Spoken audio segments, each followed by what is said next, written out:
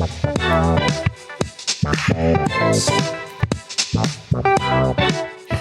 to Amajen's podcast, the podcast that brings you thought-provoking discussions and captivating stories from around the world. I'm your host, Captain P, with my fellow co-hosts, Tina and Joe. On this show, we explore a wide range of topics from technology and sport to art, culture, and everything in between. Our goal is to inform, entertain, and inspire you, our amazing listeners. So whether you're driving, working out, or just relaxing at home, grab your favorite beverage, sit back, and let's dive into the captivating world of Amajen's podcast. Always make sure to subscribe and review the show on your favorite podcast platform. And don't forget to follow us on social media. On our Facebook page at Amajen's Podcast for the latest updates. Also on our YouTube channel at Amajen's Podcast. Thank you for joining us, and let's get started.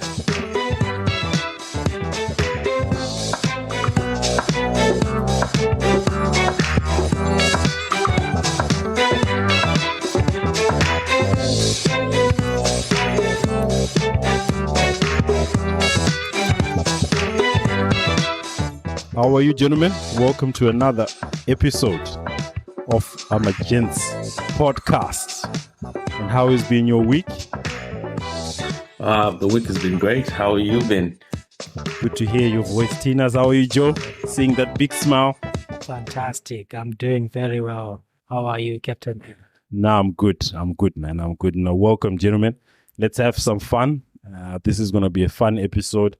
We'll navigate through a few things. We'll go through some African geopolitics. We'll talk about some sport, the sporting events from the past weekend, and also we'll go to the topic everyone has been waiting for, which we announced in our first episode. So to start off, let's start off with something a bit fun and light. I guess you all watched the boxing match, or you heard news about the Terence Crawford and Errol Spence Jr. fight. That was a good fight. TKO in the 9th round. 3 knockdowns of Errol Spence. I did send the highlights in our group chat. What are your thoughts about the fight, Joe? Oh, the fight was heavily charged, and I felt like Terence was quite one of those undisputed because of his speed and accuracy. Man, that guy was in trouble. Terence is on fire. Yeah, man. Terence, 40-0 now, undisputed in 2 different weight classes, holding 4 belts. And I think something about the WBO, when a WBO champion is there, I think it's a better championship division or a belt division. In my perspective, you've got Tyson Fury, who's the WBO heavyweight. Terence Crawford was the WBO champion. He had only had 1 belt. And looking at the other trends, with all the resistance between Tyson Fury, Alexander Usyk to sign, you'd feel WO heavyweight fighters or champions appear to be much more better. Tinas, did you enjoy the fight? Enjoy the highlights? I didn't get to watch the fight, but I only got into it like towards the end. So I did manage to see the knockout and all of that. But who was that guy he was arguing with? There's a time that he knocked this guy down. I think it was the second knock. And then he was arguing with somebody in the background, in the crowd. Oh, yeah. I think he was talking to another boxer. I think there were some people underrating him. Some media personalities were underrating Terence Crawford. But, man, he's one hell of a boxer, man. For his size, man, the punch he packs, man. Errol Spence was like a beetroot. His face was like a beetroot by the end of second round, man. He kept coming back, man. No, you got him because you want to win. You got him, man. Like, look, it was for all the marbles in boxing, in their weight class division to be called undisputed champion. So he was fighting. Like, you have to give Errol Spence, benefit of the doubt. He's a fighter. He stood up 3 times.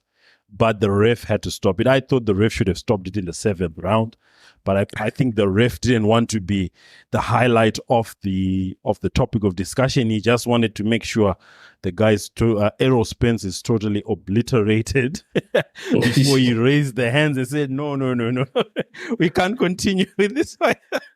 What is the purse worth in this match? Do you guys know? No, I didn't have a look at the purse, but we can investigate into that, or we can get our listeners to put that on their comments, on a YouTube, YouTube channel. They can put their comments there. On our Facebook page, they can put comments. Even on our Twitter, they can put comments of what the Errol Spence Terence Crawford fight was. So all our handles are Gents Podcast on all these social media platforms, on YouTube, Facebook, and Twitter at Gents Podcast. And I also found it interesting before we go that he came in with Eminem on that song "Lose Yourself." Yeah, I think that was a very good intro into the match, and I remember thinking to myself, if you lose, that's going to be something. Yeah, but you said, I said I've only got one shot. I've only got one shot. He took that one shot, man. He was the smaller man. Yes. Errol Spence was the bigger fighter, but you couldn't see that, man, with the way Errol Spence was being pounded. And again, it was Southpaw versus Southpaw. And the defense. It was an ambush. One of my mates was texting me whilst we were watching the fight. He lives in the state. He was like, "This is an ambush. He's an avid boxing. He loves boxing more than I do." And I told him, I texted him, I said, Crawford is going to win, right? And beyond doubt. And it was a good win, man. It was a good win. Anything else in the world of sports? Well, let's not talk football. If you guys dare talk football, Man U has been losing 3 straight preseason losses. So let's not talk football right now. I think the only thing worth talking about football right now is Saudi Arabia, brother. Yeah. And to note, we're looking at. I was looking at a post that was on Instagram. 2 of last year's Ballon d'Or finalists. Obviously, Benzema took that, and Sadio Mane came in second. They're all now both playing in Saudi Arabia. Yeah. What do you think about that? Yeah, Saudi Arabia is coming up, and I was reading this article from a Liverpool supporter, talking about wearing the Liverpool kit and being proud. But very soon, people are going to be wearing his Saudi Arabia pro team kit and be proud. And on our match fixtures, on our TVs and everything, we'll have Saudi Arabia Pro League as one of our, I think TV you shows. remember what I said in the production meeting, that you never know. Maybe the next 6 months we might have a couple of shows out in Saudi when the Pro League is going, and we can talk about how Saudi League, how the Saudi environment is. It might be a trip worth making to go to the Saudi and experience the Saudi League and see how it's going. But yeah, as you were saying, Benzema, Sadio Mane, number 1 and 2, last year's Ballon d'Or, they've moved to Saudi Arabia. Not only them, some will say, oh, they're past their prime now, but you've got younger players like a Ruben Neves, who's now entering his prime in the midfield of Portugal. And he's also a start of the Portugal national team. You've got Riyad Mahrez, who was offered a new contract by Man City. He turned that down. He's gone to Saudi Arabia. So look, as we said in episode 1, kudos to the Saudi League.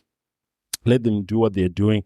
We encourage, different leagues to spread out. Not everyone should focus on the European leagues, but also have these other leagues which can give opportunities to other players from, the third world countries, from Africa, from South America. They can go to the Saudi League. They can earn good money, not only focusing on the European market. Yeah, definitely. A lot of these guys are playing. Who went to Saudi Arabia? They're playing mainstream football. A lot of them came from obviously the Premiership. It's quite interesting. And one of the guys is what is the issue with Henderson? What is going on there? He ruffled a few feathers, eh? Don't get me started. Look at the Liverpool man. He's about to mute himself again. So Jordan Henderson, of course, everyone has got, their ideologies, whatever they want to support, the causes they want to support. He used to wear, the rainbow armband. Again, everyone is allowed to do what they want. We are not agnostic in anything in all our discussions here. But as he's moving to Saudi Arabia, we know it's an Islam country. It's against the law there. And they had to gray out one of his pictures with the rainbow flag armband. Oh, okay. So that's quite interesting. So as I said, if you are part of that cause, is money that important to you that you would forsake a cause which you stood out? And he was one of the leading spokesmen for the rainbow flag, the LGBT community. But is money that important that you have to sacrifice all that, what you've been advocating, what you've been, to some, they might say you've been shoving down our throats. We want to watch football. We don't want to see any flags. We don't want to see any agendas in our football pitch. We just want to see you playing football and going home. But now you go and take millions of dollars and go to a country which totally bans it. What's your take on that? Wow. Standards. Say that again. Double what? Standards. That's double standards at the highest level. Well, I guess when the money's there, brother, when you're looking at the money, because I think the article I was reading was he stands to win to earn something close to £700,000 a week. So that's quite substantial. But if your cause is more important and you believe that a certain particular group of people, individuals are oppressed, and you go to a place where it's not allowed, there's no freedom to express that way. Brother, when it comes to the money... So that's the hypocrisy. So rather than these footballers shoving it down our throats, when we just want to watch football, let them do it in their own pastime. If you want to wear that down Oxford Street in London, go and wear that. Don't wear it on the football pitch. Keep it separate if you want to keep it separate. If that's what you're saying. There is a lot of pressure. So sometimes people, they do it just as a virtue signaling. But deep down, they don't really subscribe to that. But because they don't want the backlash that comes with it. For failing to support. Yes, the cause. But if push comes to shove, like for example, when money speaks, this is big money, boys. But when money speaks, you throw that cause out through the window faster than it can. It's all about £700,000 a week. My That's gosh, a lot of money, man. Yeah. So I would announce anything there. Yeah. So that's what I'm saying, that if you are part of a cause, it's either you say, I don't want to take the money for where a particular group, particular individuals, particular whatever are being oppressed. I won't take that money because I believe in this cause. So you don't really believe in the cause. You were just scared to be cancelled. You were scared to be deplatformed. You were scared to be ridiculed. That's the true nature of it. You don't really be subscribed to it. You don't really care about what's happening. Gentlemen, we're talking about money. This guy is going to be, I'm reading an article, this guy is going to be the highest paid British player in the world. Yeah. No one is disputing. You remember last week, I said, I'm happy that the Saudi League is doing it. But what I'm just saying is that Jordan Henderson, he was one of the people at the forefront of the particular cause we're talking about, which is not allowed in Saudi Arabia, right? Yeah. But now he's taken money from the Saudis, right? We can say it's a business decision. He's setting himself up for life. Yeah. Good on him. He's worked hard for it. All the 9 months where you have to train hard, maybe don't spend time with your family every night. Good on him. All the best to him. But to me, in my own personal opinion, it's a bit hypocritical where you push the cause. You were one of the main leaders and you allowed, when you were being unveiled, that particular armband, which you were wearing with so much pride, as they say it's pride, it was grayed out. and you still accepted the money. Yeah, brother. It's called jumping ship, man. It's called jumping ship. So yeah. So it just goes to show that he was on the bandwagon just for whatever reasons we don't know. But as soon as there are other interests elsewhere, of course he jumped ship and realigned what he thought was the best position for his life. And I don't blame him. Because at the end of the day, you gotta get paid, brother. You gotta get paid. You gotta do what's best for you and your family. Yeah. You as yourself as an individual and your family. And as I said, all we are talking about is if you say you support a particular cause, even if the money is that extensive, yes, stick to your cause. But if you don't, just say, no, I'm not going to wear this armband. I support them, let them live their life, but I'm not going to wear that armband. I'll wear normal captain's armband. He could have done that. Yeah. For example, you see, I can support the cause, but this is an opportunity cost. Oh. Yeah. If I let this opportunity go, supporting this cause will not even bring a hundredth of that opportunity. Yeah. Look, we're in all some sort of agreement.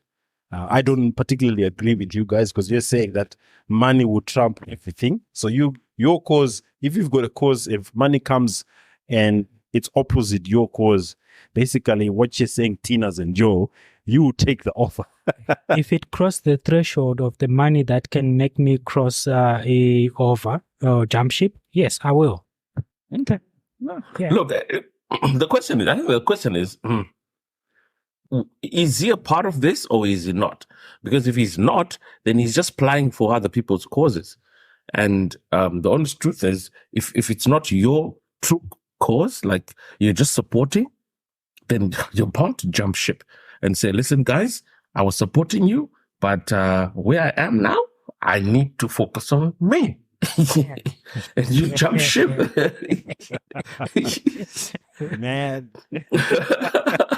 To all our amazing listeners, you've heard these two gentlemen. They can support you to some point, but if someone comes with a better offer, they'll go for that better offer. So leave your comments. Leave your comments on our socials. Leave your comments on YouTube, Facebook, Twitter. What are your thoughts? Would you remain for your cause, even if the money is so astronomical? Would that change your perception? Will you accept another region's beliefs and ideologies, which we all say respect other people's beliefs and ideology? Would you accept that? So let us know in the comments. Let us know how you feel. So that was interesting. That sports discussion. We could have continued veering in that direction, isn't it? Now we have to veer to our other direction now. We'll talk about the coup in Niger. Yeah. Right? Lots of things happening in the last 24 to 48 hours. Germany has pulled out its aid, according to a news article on DW, which is obviously the German government mouthpiece and their national network. Also, what we were sent through in the production meeting by Tinas about the generals in Mali and Burkina Faso. Yeah. Giving a bit of a veiled threat to ECOWAS, obviously, which is, the region in that Western African region area. And also, so let's get a deeper discussion into this Niger issue. Why is there so much consternation around the world for Niger? Because a lot of people would not know Niger. A lot of people would know Nigeria, of course, through football, music, the Afro beats and all that stuff. So let's talk about Niger at the moment. Joe, what are your thoughts?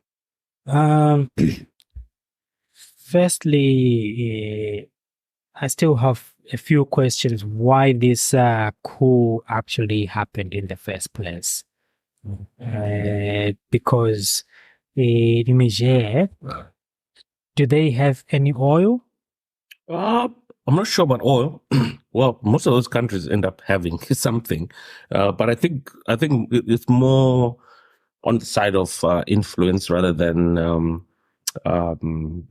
rather than about the natural resources, because I was reading something that was saying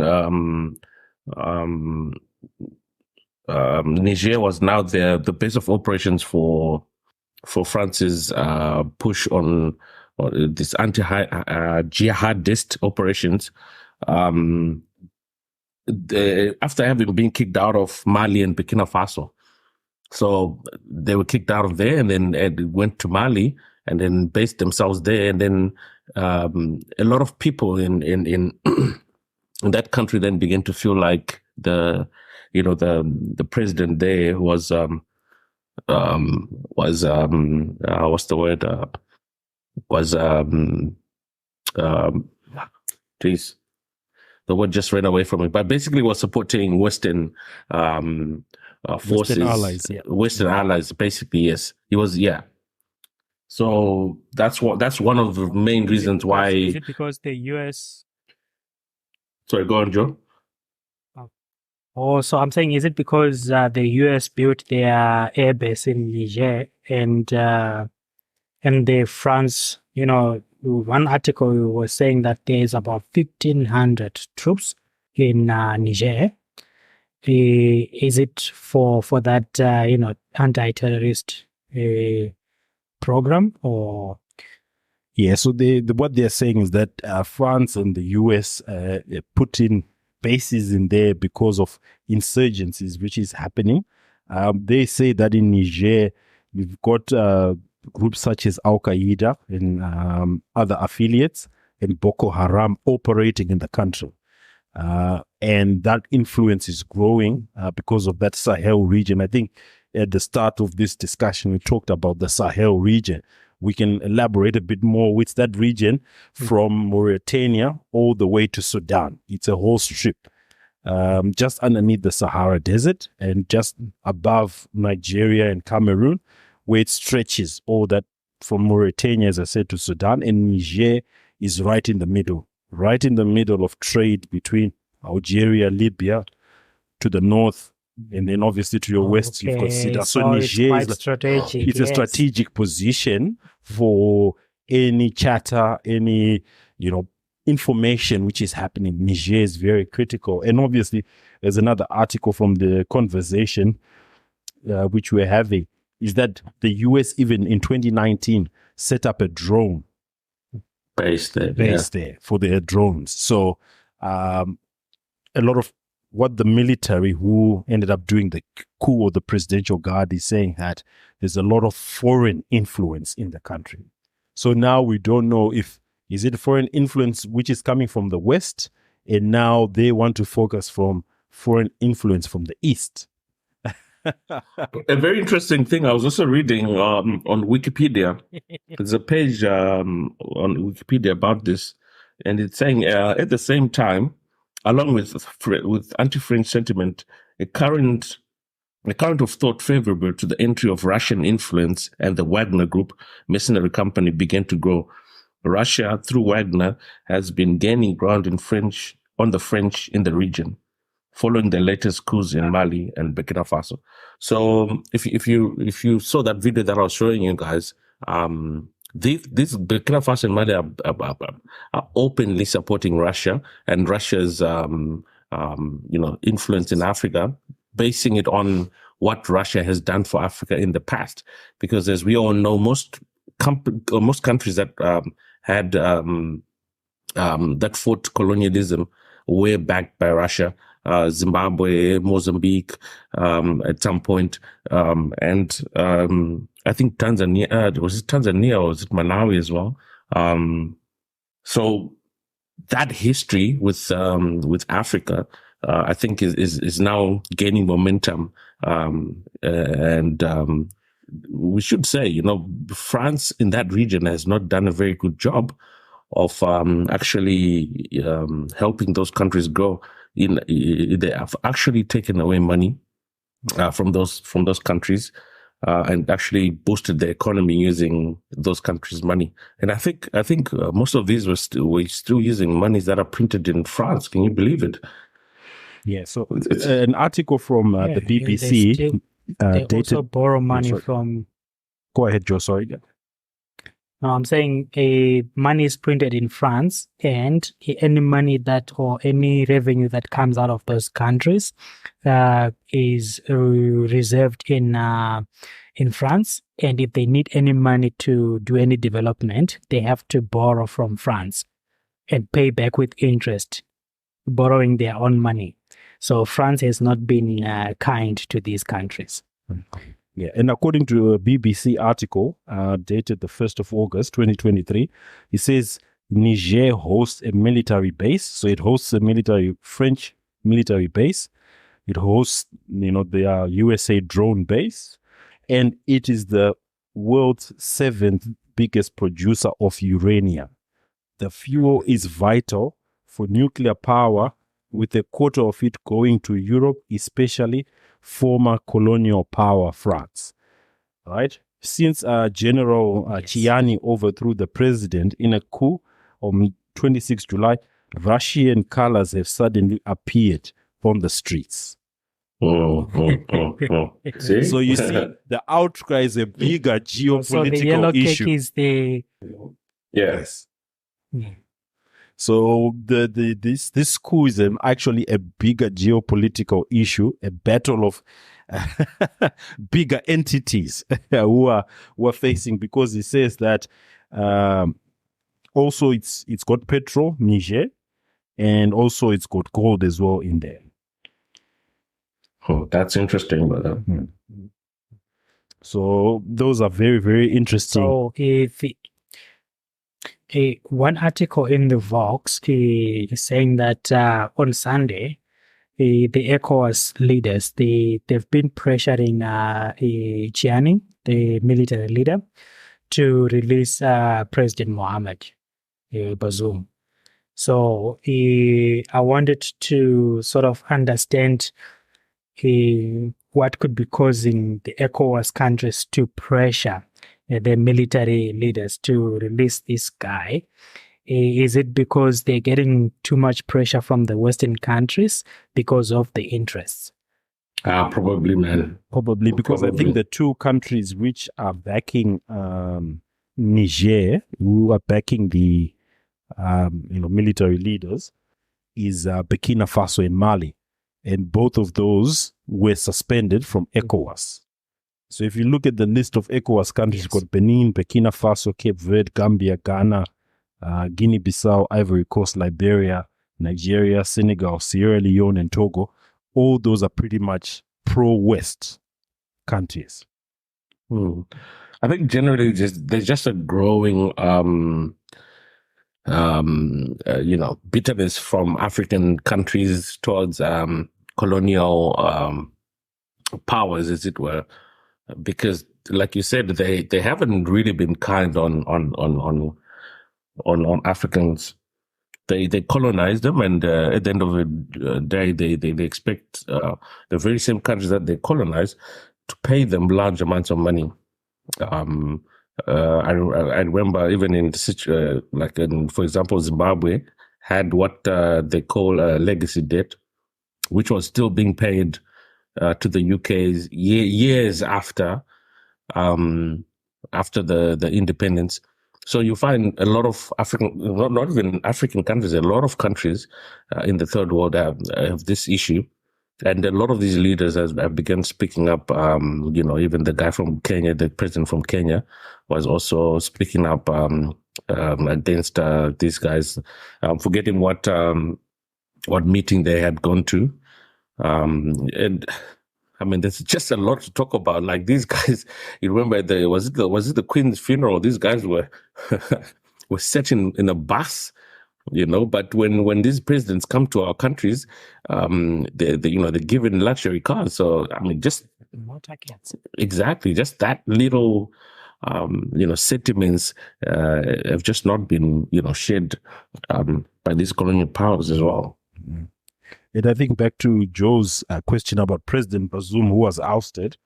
There was, according to an article in the conversation.com, they said the first debate was one about his ethnicity and legitimacy during the last election campaign. That Bazoum is from Niger's ethnic Arab minority and has been labeled as having foreign origins. That's one of the reasons which they're giving. And this did not sit well with the military circle, which is predominantly composed of larger ethnic groups, even though Bazoum got about 56% of the vote. So now they talk about ethnicity at this stage. But this guy, and I think in our production meeting, when we raised some of these facts, Tinas was like, why are they talking about ethnicity now if this guy won 56%? Yeah, I mean, these people obviously knew who he was way before the election was done. So why is it an issue now that he's won? Why are we raising that? And I think a lot of times when you start hearing things about ethnicity or where one person comes from and all that, there's definitely influence from other people, and they're just looking for a foothold to stabilize their to get their their agenda on the road. And in the background, there are things that are happening that we might never understand. But for what everybody can see and understand,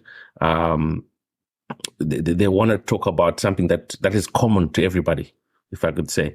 So something like, oh, he's not part of us because he's from there.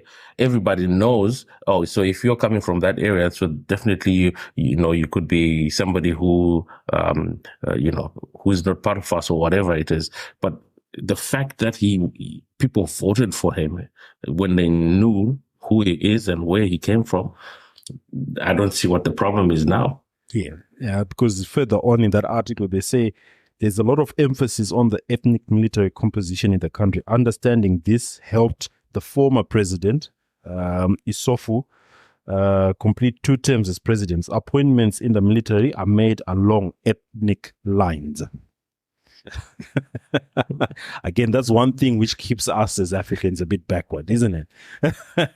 It's but is it us though? Look, I'm just talking from an African standpoint. There's a lot of this ethnic thing. One tribe has to be in leadership, has to have the key positions. I think that holds us back. The best qualified person needs to be there. I think also in some other Middle Eastern countries, it's the same thing. A particular, sect or a particular, group of ethnic background should be in leadership. And it holds us back. It should be the best qualified person who's in leadership positions. But going back to Bazoum, we can continue. Joe, you wanted to say something? No. I wanted to add on to what you were talking about in terms of leadership by merit. Unfortunately, in most situations, especially in Central African countries, because of the resources that a lot of foreign players are eyeing for those resources, the people who end up in leadership are placed by those foreign interests so that they safeguard their interest within that nation. There you go. No matter how democratic it might be appearing, but they are foreign entities, foreign powers, foreign corporates that are actually pulling the strings exactly to put that leader in place, despite him or her not having the merit of being in that position. Do you guys know how much France makes from them being the main powerhouse, colonial power in West Africa, and largely West Africa? They make about 9.5 billion euros. Wow, that's a lot of money of just making it simply because you're a colonial power. We're not even talking about what they make from business ventures and things like that. This is just simply by gaining back monies that taking back monies that that they say these countries owe. It's crazy. It's crazy, man. It's crazy. So, to our listeners, as I said, this is a fluid situation. It's something which commenced from the 26th of July. So it's a fluid situation. We'll continue to monitor Niger politics. It's very interesting, geopolitical landscape as we have all these things happening around the world, influence extension of the influence of Russia as it wants to extend itself into other regions. So let's watch this space. Let's watch how it goes. Leave your comments, leave your thoughts, again, on our YouTube, Facebook, on our Twitter pages, and let us know what your thoughts about. So still staying in Africa, let's talk about the election in Zimbabwe. 3 weeks to go. Oh. That one is an intense one, isn't it? Yeah, it's a tricky situation, brother. Tricky Everyone, one. all of us have got our strong opinions about that. But what I'll say, I think it is now a pivotal election for a generation for Zimbabwe. People need to make a proper decision. Whether you support the ruling party, whether you support the opposition, that's your choice. That's your choice in the ballot box. But I think people need to make the right choice for the benefit of the country. So, what are your thoughts? As I said, we are politically agnostic. We won't tell you which party to vote for, which party to support. We're trying to bring to our listeners, we're trying to engage and bring some of the major players in the lead up to the election. They'll come and talk to us, have a chat about their thoughts of the country, what their manifesto is, what's the vision of the country. But one thing I'll raise is with the main opposition party, I think there should be room for criticism, and people shouldn't take that criticism as a slight. I think that's what we've seen, that we're trying to centralize everything on one individual. They are, as the opposition party. Looking at ZANU, the ruling party, they've had rallies where they've brought in former people, whether it's all political, that's their choice, but it's embodying a lot of people in the cause. Again, with the opposition, they've just done it's looking at as a one-man show, a one-man band, but I believe maybe in the last 3 weeks they can try be more inclusive and bring other people in their leadership team to show up and show out their collective skills, collective strategies, collective vision for the future of the country, so that people can make the choice whether they are pro-ruling party or pro-opposition. It's people's choice at the end of the day, but everyone should show their best foot forward. What do you say, gentlemen? Yeah, I'm kind of, I don't know if I should say disappointed but I feel like the opposition hasn't really done a good job when it comes to, if we look at it from different facets. First and foremost, they haven't been unified. We all know what ZANU-PF is capable of doing. The least thing that you could want to do is to unify any sort of support that you can get to oppose what they're trying to do. So they failed to do that. There's been a lot of factionalism, a lot of breakaway parties and things like that, and that's not a very good thing, because that divides the electorate. And the other thing is, for the main opposition, he hasn't really had the best narrative when it comes to the message. They don't even have a manifesto. They're just saying, guys, support us because we're the popular guys. They don't even have a manifesto that would then speak about what the party's intentions are, or what, that's, for me, that's even the issue of the selection process. And selection process was centralized in one location. And look at what the decision which was made by the courts in Bulawayo, where candidates are not allowed to be eligible for the election. Exactly. So we're being critical. Obviously, we'll come to our own criticism of the ruling party shortly with one particular topic. But as I'm saying, is that the opposition had to be open to criticism. I see them with one of a particular political correspondent or political vocalist in Hopewell.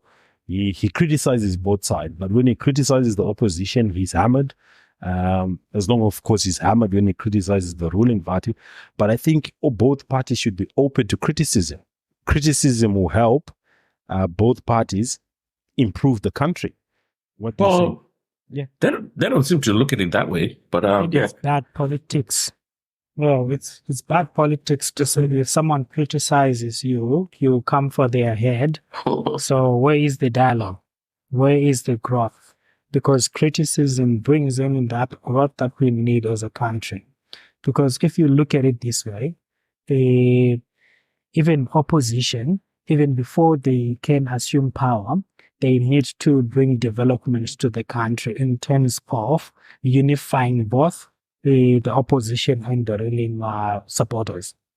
That's their job, to bring people together and also win the hearts of those who are on the fence and those who are also of the ruling party.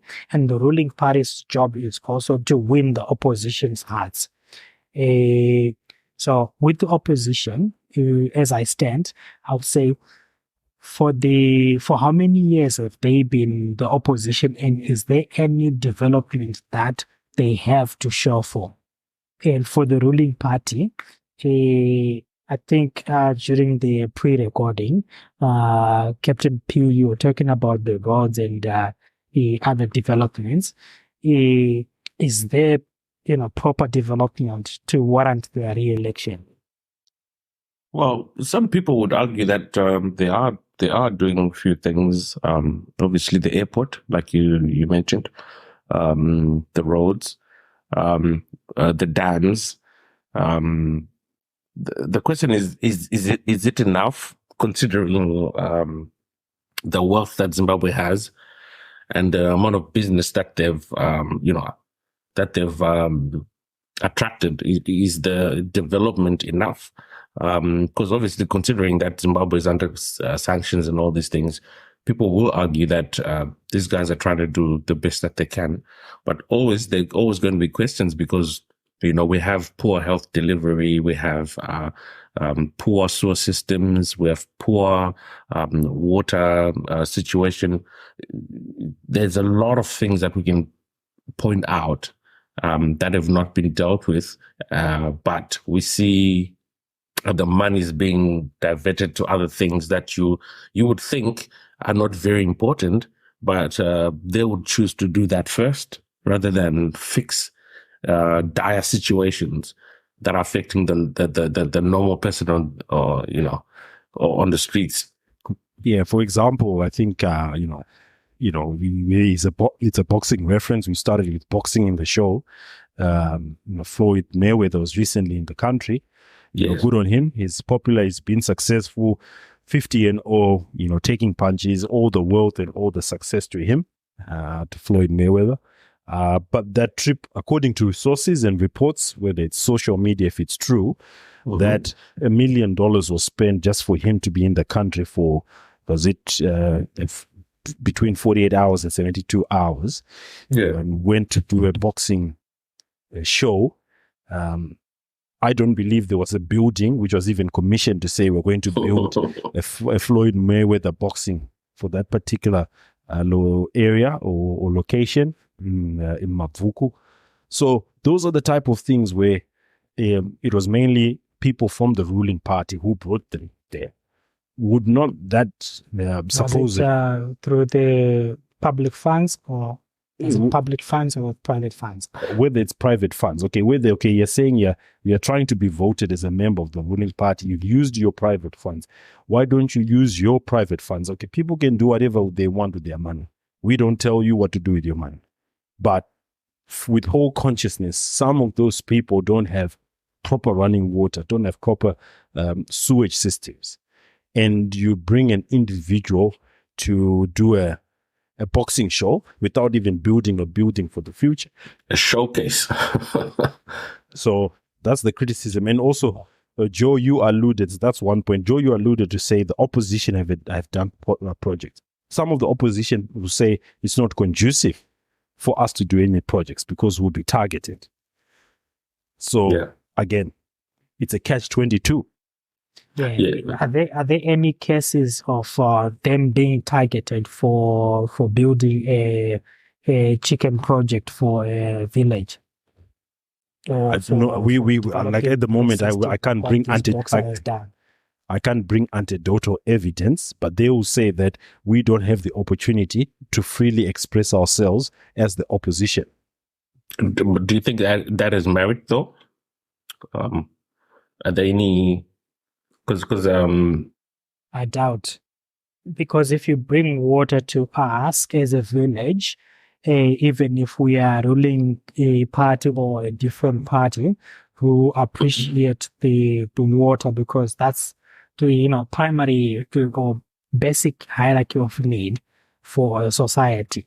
So you have to go or transcend beyond politics to look and develop the communities, because if you come dangling, the roller meal or maize meal or rice or food or beer during campaigns, you're not doing that community a favor. You are speaking in an ideal political scenario.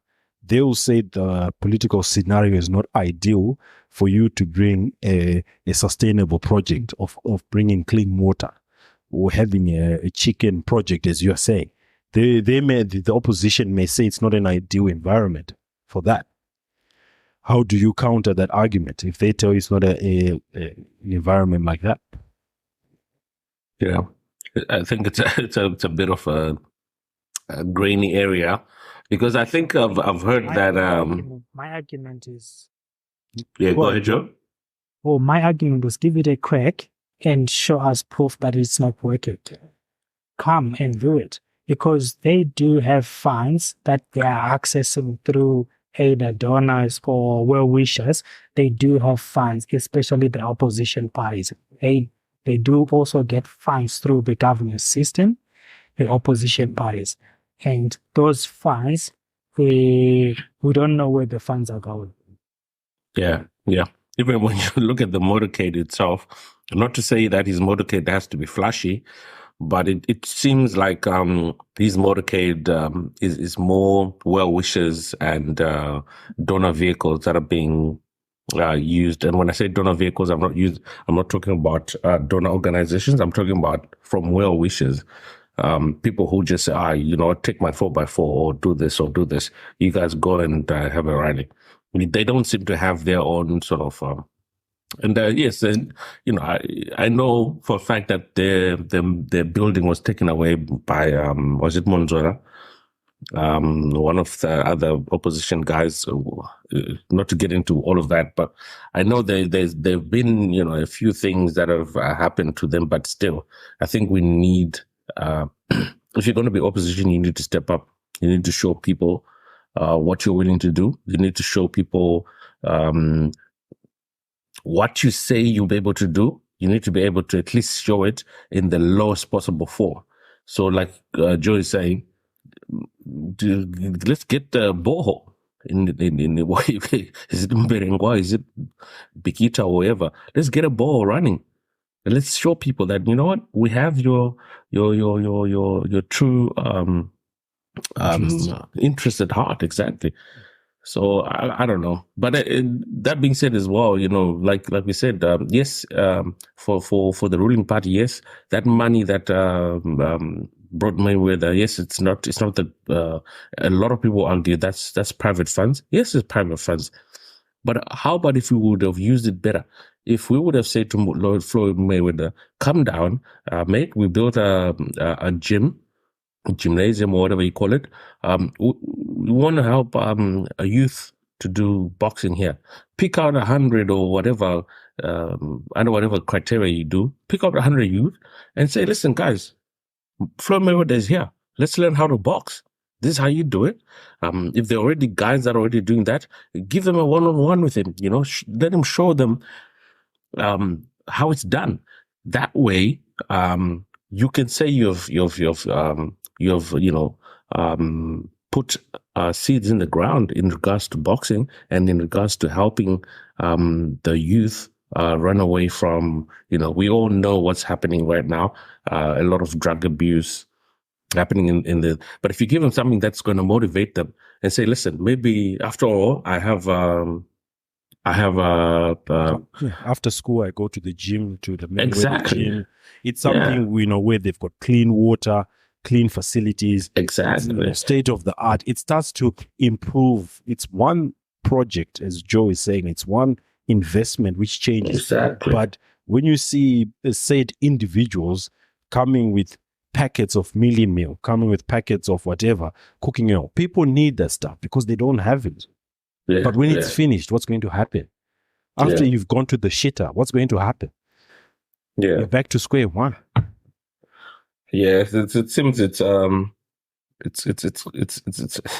just something that's superficial. They do superficial things to get results, and once they get results, they turn their backs and they walk away. So to our listeners, I said we're endeavoring to bring some of the political players for the Zim election to come and have a chat with us. They're open. It's a free forum.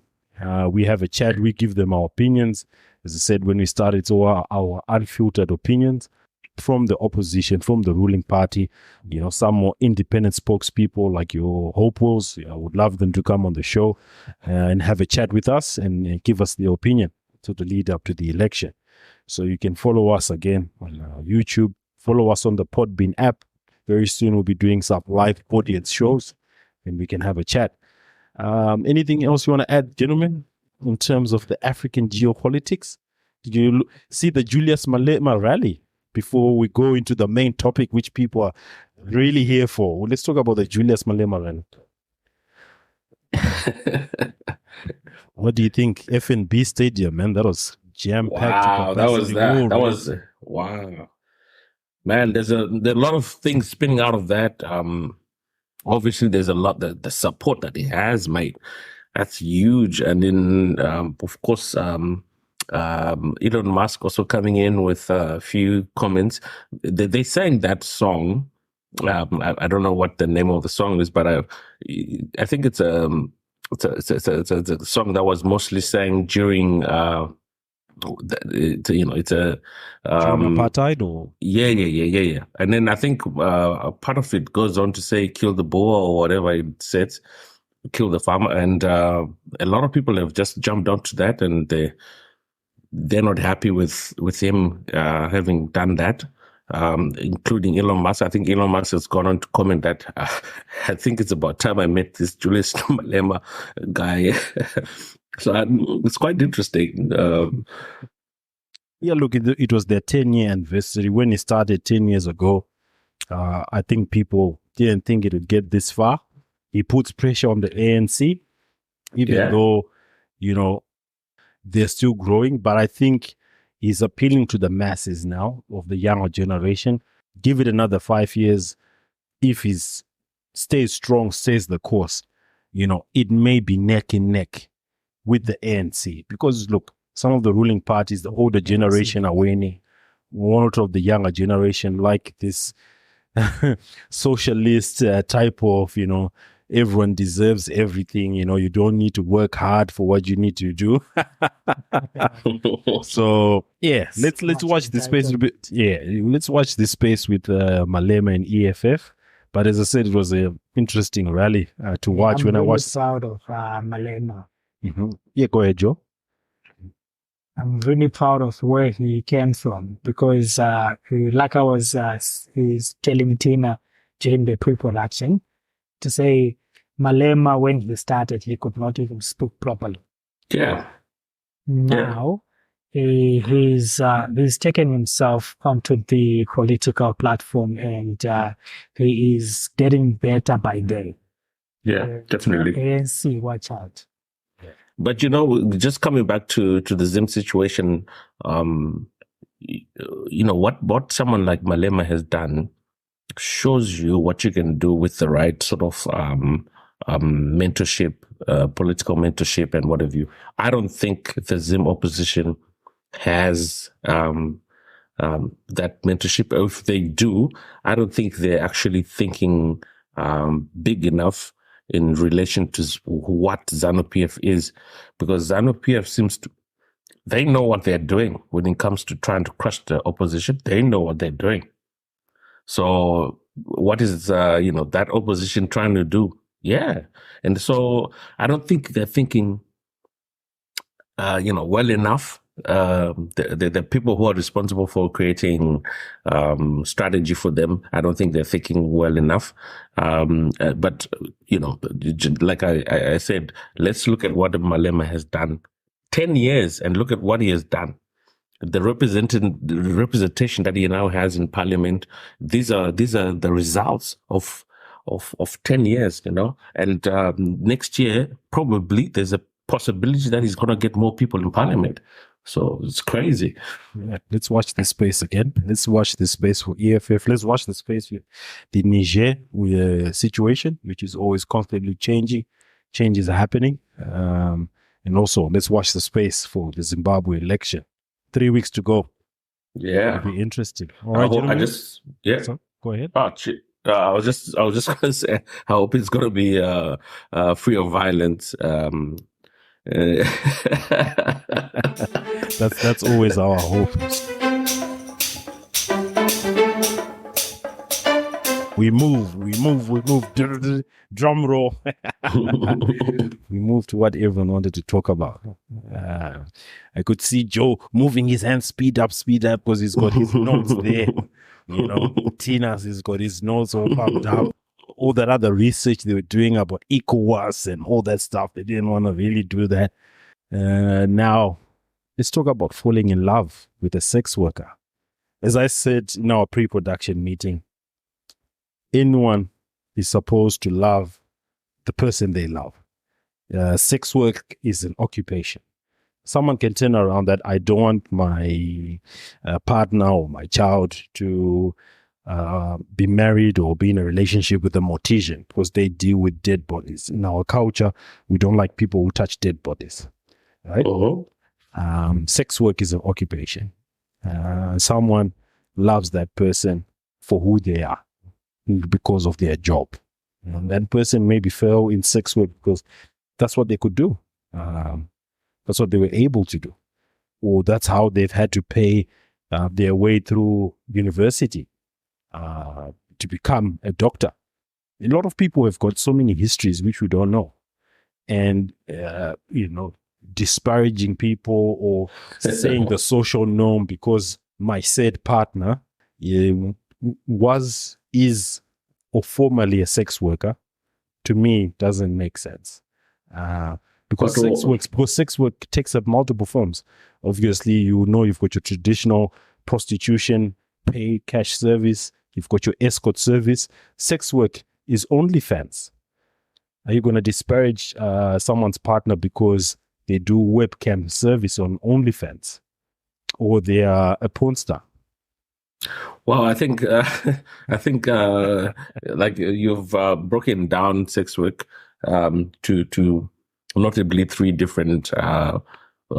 You spoke of traditional, where you walk up to somebody, you pay, you enjoy your free whatever, few minutes of fun, and then there's the escort, where sometimes this escort business doesn't even involve any sexual act or anything of that sort. And then you have now there's a lot of online services that are being provided, and I think it all depends on first and foremost the culture from where we come from. In a lot of countries, prostitution is okay. They are okay with it. We talk of Thailand, we talk of these countries. They're okay with, a lot of people are actually doing this thing there. It's actually, I think in Thailand is actually a tourist thing, but when you go to most of Africa, that is still a bit traditional. That is nonsensical, but for you to have, to be. Can I just counter? You see, yeah. I want to be sort of a devil's advocate. Isn't that the backward region, the backward ways of some of the cultures or our cultures back in Africa? You might say in our pre-production meeting, I'll steal some of Joe's note. You were saying that you don't live in a vacuum, you live with other people, but your relationship is your relationship with your partner. At the end of the day, it's the two of you. You're the ones who are going to spend each other time. You might visit mom, dad, grandma, grandpa, all that stuff. But at the end of the day, it's all about the two of you. So whether you are comfortable with your partner being in sex work, then that's your choice. You don't need other people to sway you and change your position. Let me come back with that. I'll come back again with that vacuum cleaner. You might say it's just the two of you who have agreed, who've loved each other. But when you visit your family, you want them to accept you. It's innate in you. Yeah. To want to be accepted. All right? If they don't accept you because of that relationship, it will affect you psychologically, emotionally. You have stress that they're not accepting my partner who is a sex worker. Your choices. In short, whether you like it or not, your choice will influence how people look at you. And how people look at you also impact your position in a society. Even if you say it's just you and your partner, but you live in a society with a culture, if whatever you do is outside the norms of that culture, you are an outcast in that cultural context. Okay, who has decided the social norms of culture? It's other people's perception and indoctrination of how we were raised, right? You can call it indoctrination, right? So I can decide, I've got free will to say that this indoctrination, which has come from my culture, X culture, Y culture, I don't really believe in it. I don't really find it worthwhile. It's not benefiting me, right? So I'm comfortable with my... It's not benefiting you. It's not benefiting me, and I'm comfortable with my OnlyFans partner, right? Yes. She goes on, he or she goes on the webcam, they play with whatever dildos, whatever they do. Yes. They're bringing in revenue. Yes. It's their income, it's their occupation. Be comfortable with your friends excommunicating you. So they're not really your friends because that situation. Because your friends cannot excommunicate you because guys, do you know that it's not only I was reading, oh man, this is crazy. I was looking at a post on Instagram where somebody, their father was invested something like £6,000-7,000 on their platform, looking at them naked like their father. Can you imagine that? So yeah, Joe, you could say someone will excommunicate you, but I understand now that there are other people who could actually partake into the thing that you're actually doing, and I think it's crazy. You see my other point, right? We'll go back to our other production notes, right? Don't you consider this sex work? You've taken out said partner out for a date. You've paid for dinner. You've bought them a nice dress. You've paid for the hotel room. You've fulfilled the act. Mm-hmm. You've paid for a service, isn't it? Yeah. Service. So basically they're a sex worker, isn't it? It's crazy how the dynamics of dating have changed over time. Because, again, I watch a lot of podcasts, and one of the podcasts I was watching, they were actually talking about this, and the girls that were on that podcast were actually saying, this is about high quality men, and they were saying they've been on dates with a guy who would buy them a dress for the date, send a car to pick them up for that date, pay for the date, And after all of that is said and done, they would turn around and even say, I don't want you. It's okay. Walk away. And most of them, rather, have now begun saying, this is now the norm. For you to be able to take me out on a date, you should say, you should buy me the dress for the date and you should pay. You should also come and pick me up and then pay for the date. And then these dates are not going to, the small restaurant. These are like big dates. They want a steak. They want lobster. They want a Wagyu A5. Exactly. And then, so, yeah. At the end of the day, when you then go to say, okay, my business, can you sort me out, please? So aren't you dating a sex worker then? It's different because they are not doing that every day. How do you know that? Maybe they're doing that with 3, 4 other 5 guys. Oh, that one is difficult, brother. That one is difficult. That one is difficult. So, as I said, you never know. That's why I'm saying that people who've accepted the relationship, if it's the individuals, the two of them, and they've accepted each other, that should be respected. From parents all the way to siblings, respect that. That's my opinion. I know Joe and Tina's are just looking at me. I wish I could share this video file the way you're holding it. This guy, what is he going on about?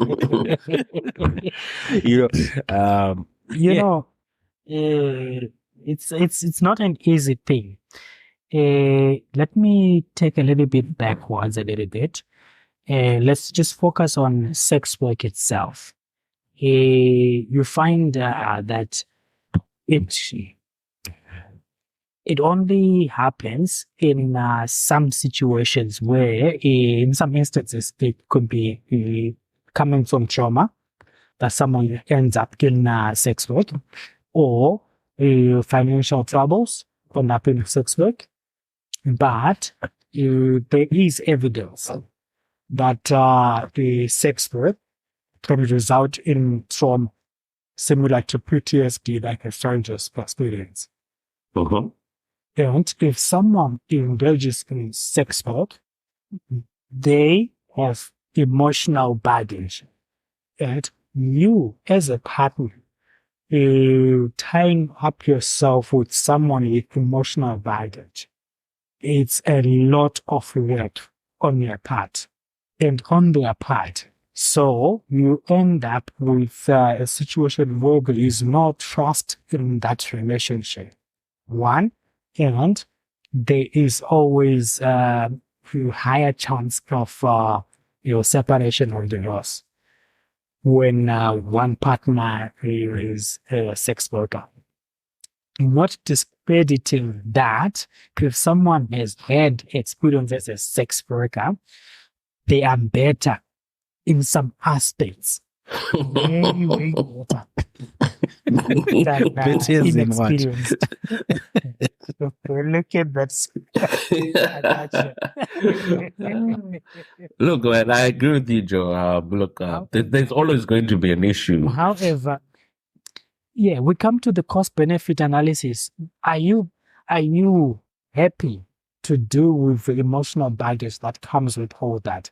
Are you happy to go ahead with the jealousy that comes with that? Imagine your partner is going to work tonight, and we're going to have a beautiful lady as their customer. Or your partner is going in there having a beautiful, well-endowed man as their client. That jealous. Let's face reality. That's outside, what the society is, seeing you as emotionally damaged man for going for sex worker, or emotionally damaged women with export worker. We all know what they call those type of guys, eh?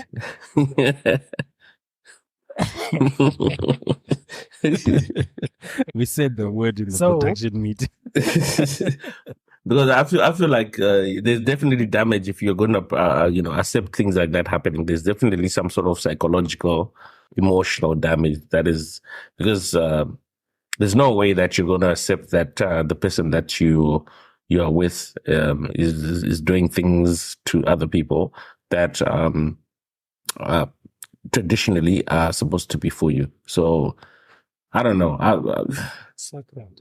Yeah. So I don't know. But you see, as I said, as Amagen's podcast is growing, the platform is growing. We're fortunate to have some listener mail. Oh, all right, because they knew this topic was coming, and in the discussions we've just agreed to abbreviate. We won't share too much details, but we'll abbreviate what they said. That I'm married to a lovely former client of mine, right? And we've been married for 23 years. In those 23 years, this particular sex worker was active in the industry for at least 7 years whilst they were married. And there was no forms of jealousy, no issues, no brokenness. Right? Yes, this particular said customer came from another marriage because their partner had left them and cheated on them. So we can side with Joe's point to some point that this partner was a broken person and found comfort in the sex world. And you could say there are two broken people found comfort, but they're saying they've been married together for 23 years with no issues. Yeah, that's a tough one, mate. I commend them. It's a very good, this is commendable. They've done a good thing. And both their situations, the cause for that, And this gentleman who was divorced, they've got emotional, trauma from their previous marriage. Exactly. And a sex worker is someone who is experienced in dealing with such situations. So this is a professional working with their client for a long-term relationship. So they're still bound by their sex worker client contract, where the sex worker is actually doing a very good service, giving that gentleman some comfort for 23 years. She deserves some, props.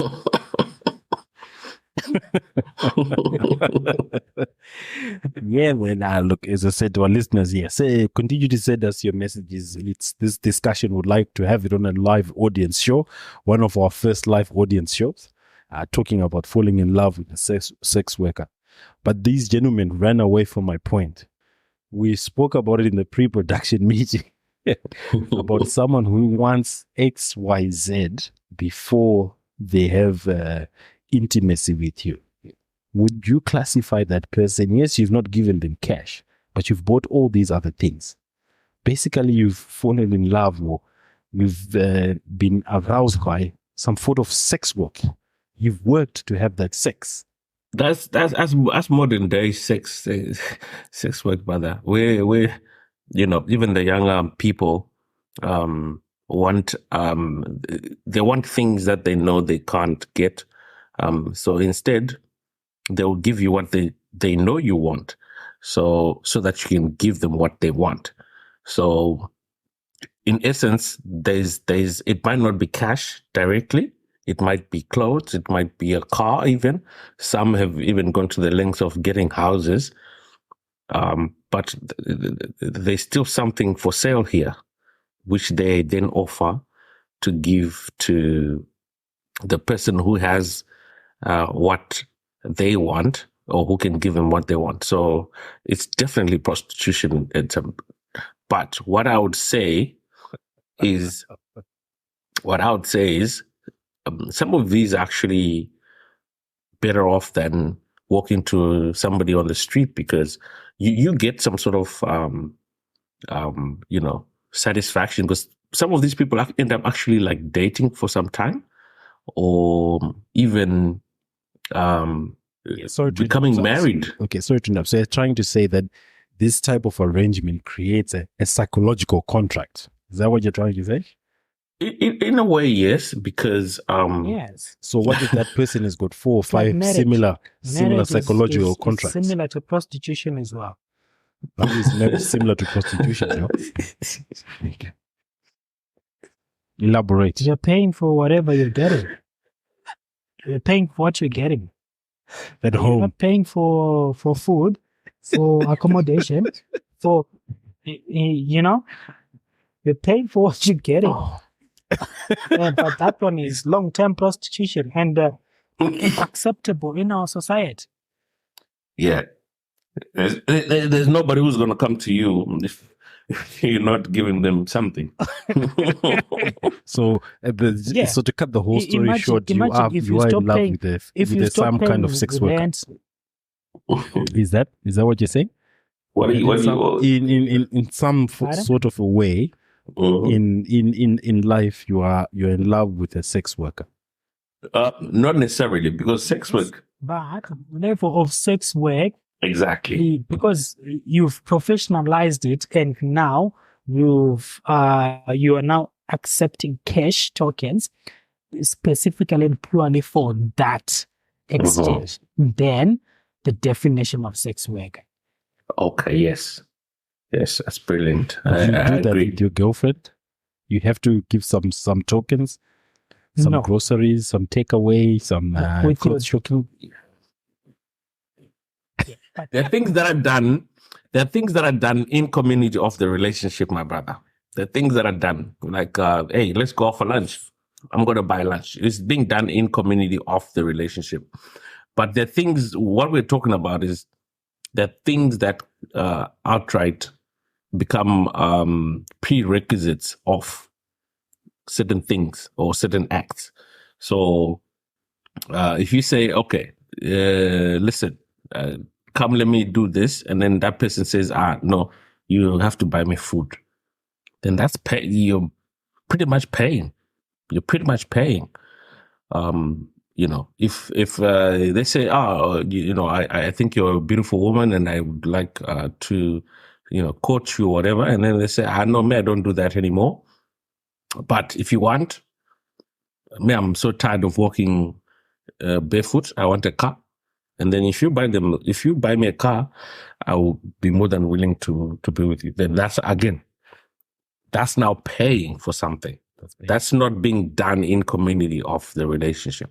So largely saying that's prostitution 101. So look, there's a research article from 2015. It says the impact of sex work on personal romantic relationships and the mental health and the mental separation of their work and personal lives, a mixed method study, right? And it does a research of 55 sex workers. I think we spoke this in the pre-production meeting. We're in Melbourne, Australia. It was a self-report questionnaire, various aspects about their work, including impacts on sex work. And just to break it down and summarize everything, it says most of the women, 78%, reported that overall sex work affected their personal romantic relationships in predominantly negative ways, mainly relating and stemming from lying, trust, guilt, and jealousy. So there's a study. It's a small study, a small sample, but there is proof that it does cause issues in certain relationships. Of course, there's the other 22% who say they feel confident and their self-esteem and their relationship is going well. And 51% reported that their partner was aware of the nature of their work. And if you read the full study, we'll put the link on our socials. It says that they separated. It was an occupation. So hence when I started, to some, it's an occupation. So would you disparage someone because of the occupation they've chosen? Brother, I think it all depends on on what you value. I think it all depends on what you value. So, it depends on what you value as an individual. But as I said, there's some anecdotal, again, as I said, it's a small study which was done about that. That, of course, there was a bit of a it affected some of their relationships. To some, it boosted confidence. So it's a catch-22.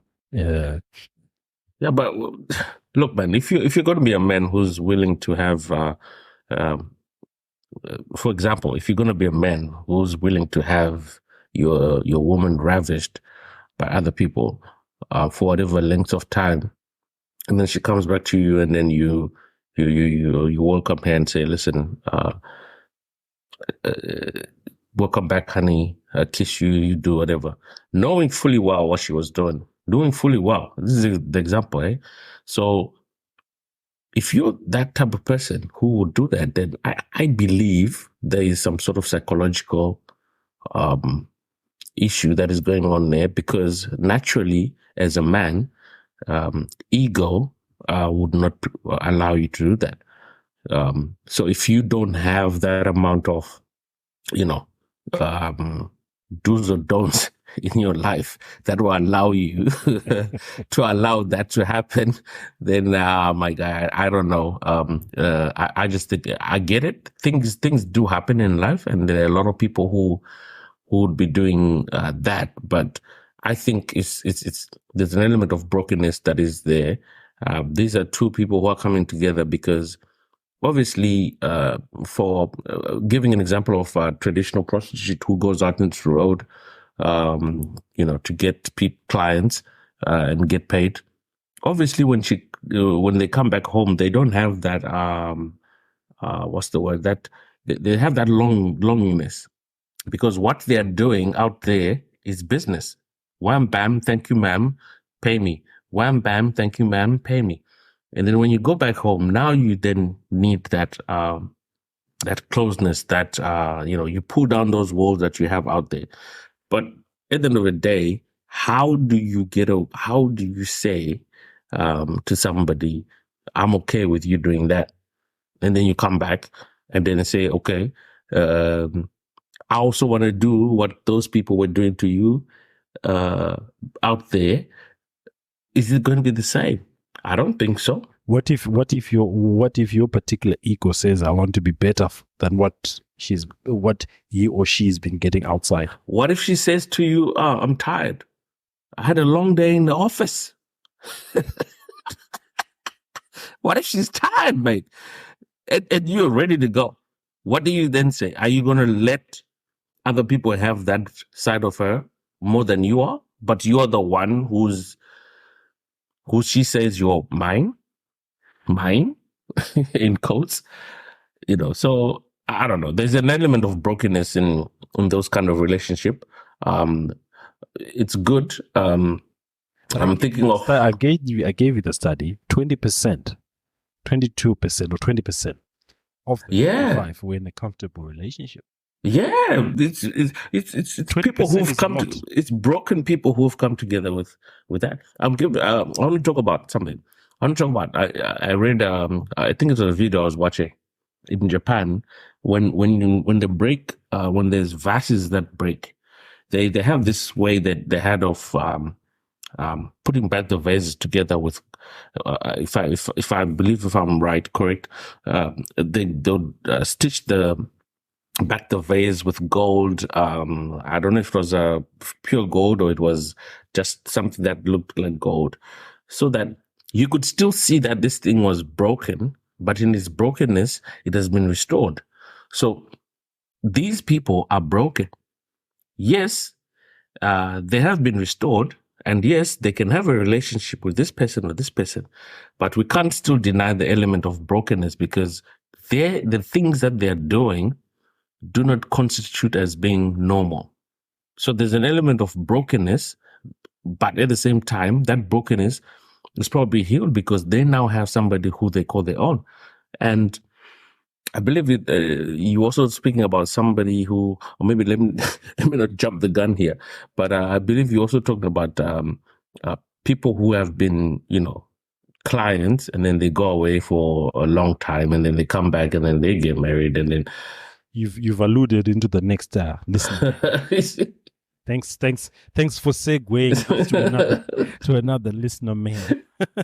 Yeah, well, I just wanted to put it in there, mate. That's the value of having 3 co-hosts. You help segue us to when I'm enjoying, because I was now in a train of thought because I wanted to counterattack you so badly. So thank you for segueing us to another listener mail. Again, yes, they say they fell in love with the client, met them in their early 20s. Initially, there was no spark. Both the client and sex worker went different places, in different towns, different states. But both of them returned back to their home states, and immediately there was a spark. But when the sex worker returned, they returned still as a sex worker. They continued working again 3 years after, forming a relationship with this former client who they had reconnected after many years, right? And it came to a term that they had to stop, and they've now been married for several years, right? So there was no brokenness, there was no broken relationships, there was nothing. There was a spark, there was a reconnection, people who met each other, and now they're happily married. I think here there's an element of familiarity. It's something you know. It's something that you... Yeah, but it counters your argument about people being broken. There's no element of broken. There are people who are self-confident in themselves. No. The element of brokenness comes in psychologically. How? These people are self-confident. How are they self-confident, man? There's no brokenness. If you can't go out there to get yourself a girl, right, to marry, and then you go out and you get somebody who's slipping around, there's no confidence there. They didn't meet in the act of service. They've met, they've bumped into each other in a social environment. Yeah, but you know what they're doing. Yeah, but you know what they're doing, but you've enjoyed what they've provided. Exactly. There's chemistry. Exactly. And he was a client. So there's familiarity there. Yeah, but he knows what she's doing. Yeah, but you can't say there's brokenness. No, mate. This guy went for what he was comfortable with. And he enjoyed. Okay, yeah. So you're telling me that in that span of that 10 years where they were not together, didn't he have other escapades? Maybe he was paying for other ones. Muscle memory. Oh my word, Joe.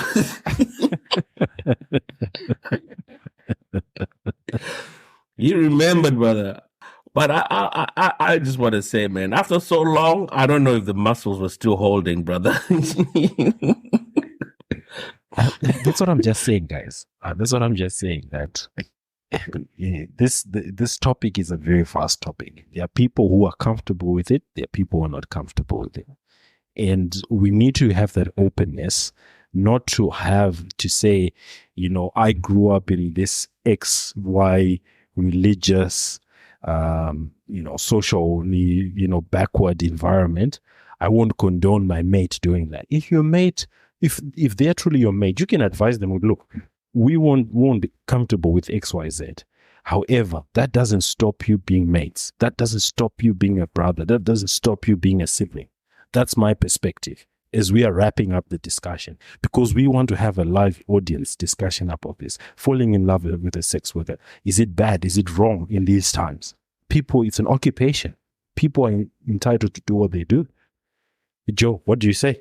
Give us your closing argument. Then we'll go to Tina's, and then we'll wrap up for this week of Ama Gents podcast. For me, it's quite hard for me to keep a straight face and not laugh in a situation like this. You just laughing and mating like you did last game. My perspective. We find, like Tina's was saying, for you to actually stoop that low and get married to a sex worker, it speaks volumes about you. It speaks volumes about your brokenness And the bad that starts, the whole relationship brings, including trust issues, jealous issues, emotional trauma issues. It's a hard decision to make, to actually decide to say, I want to get married to a sex worker. After all this informed, decision making process to say, I'm gonna still go with it, despite the trauma that We've just lost Joe there. Oh, he dropped out. Hey, You just lost him. Yeah. So Tina's. yeah, but just to touch more on what he was saying. Yeah, I feel like it all depends on the nature of the prostitution, because I'll give a very good example. Like in Amsterdam, we all know there's a red light district there, and some of those girls are just dancing in windows. They're naked. They're doing whatever. A very good example is another example is in the United States, in Atlanta, I believe. It happens everywhere else, but I'll give an example of Atlanta. There are a lot of strip clubs, women dancing naked, showing you everything they've got, but you're not allowed to touch. You're not allowed to touch. There's no contact with, there is contact with the client, but the client is not allowed to touch. So, when we talk of these things, you don't mind having, some people will be okay with having a partner like that when they know, what, it's just a business. They're handling their thing. Their business has to be about taking off their clothes and doing things to people, but there's no actual sexual, acts that are done. Others will argue, yeah, but in some clubs that happens. Well, that's another side of that. But ultimately, I think it all depends on what they're doing. If you are saying you're going to marry somebody who's doing all those things, personally, I believe there's an element of brokenness in you. Whether that can be fixed or whether that can be ignored, I don't know. But yeah, there's definitely an element of brokenness there. Yeah, so Joe has just come back in here, dropped out because his commentary was a bit... He was on fire. He was on fire, then he dropped out because his commentary wasn't making sense, so we just had to shut him down for a bit. He's back. You can continue there. A bit flammable there. No, thank you for coming back. Tina's was giving an example of, Amsterdam in the red light district where, they are behind the glass, strip clubs where your clients are not allowed to touch, the said stripper. And then you're saying that some people may be comfortable in that sort of a marriage because they know they're just dancing. There's no, sexual acts or anything or penetration. But how do you know it's not happening after the fact? What if someone is attracted to said client? Because people have got emotions. Males, females, you're attracted. It's not to say you're married to someone, you don't love them. But when you see something new, fresh, you always be attracted to that. So that act can happen after the fact. You might believe they've been dancing, they've been given tips, they've been given, cash, in their lingerie and stuff. Yeah, but that's different though. Yeah, but if you fail to then say what exactly you're doing, then that says a lot about what sort of union, and it goes into the whole element of brokenness, because you in a sense you're a liar. You're lying to the person that you're saying you love. Say what you're doing, right? This is what I'm doing, and let your partner know that this is what I'm doing. If you're gonna sleep with some of the people, say occasionally it happens. Okay, but if it's what we see on the streets or on videos or anything, we will know that those girls are not allowed to be touched. You see them in the window, and if you want to get in, I'm sure there's others that you can touch and you can do whatever. But if your woman is the one that says you don't touch, then. And she's ultimately told you, this is what I do and this is what this is how I work. Then, and if you trust it that much, then yeah, go for it, brother. But if not, you're broken. If you allow things like this to happen, you are broken. We'll have to continue this discussion another time. We won't stop. I'll always bring counter arguments. As I said, we're not for this side or that side. It's people's opinions, people's perspective. So again, we'll give you our socials one more time. Before we do that, I want to thank Tinas and Joe, amazing co-hosts. They help me segue to the main topics when I'm listening, and my chain of thought is trying to counter their arguments. So we want to thank them for this week's episode. As I said, watch our socials, watch our Facebook and Twitter at Amagents Podcast. We'll be talking about our soon upcoming interviews, soon upcoming live audience shows. Watch this space. Again, follow us on YouTube at Amagents Podcast. Follow us on Facebook at Amagents Podcast. Follow us on your favorite podcast platform. You can find us on Spotify. You can find us on iHeartRadio at Amagents Podcast. And of course, you can find us on YouTube at Amagents Podcast. Thank you so much to all our lovely listeners. Have a lovely week, and we'll catch each other again on another episode of Amagents Podcast. Cheers. Cheers, gents. Cheers.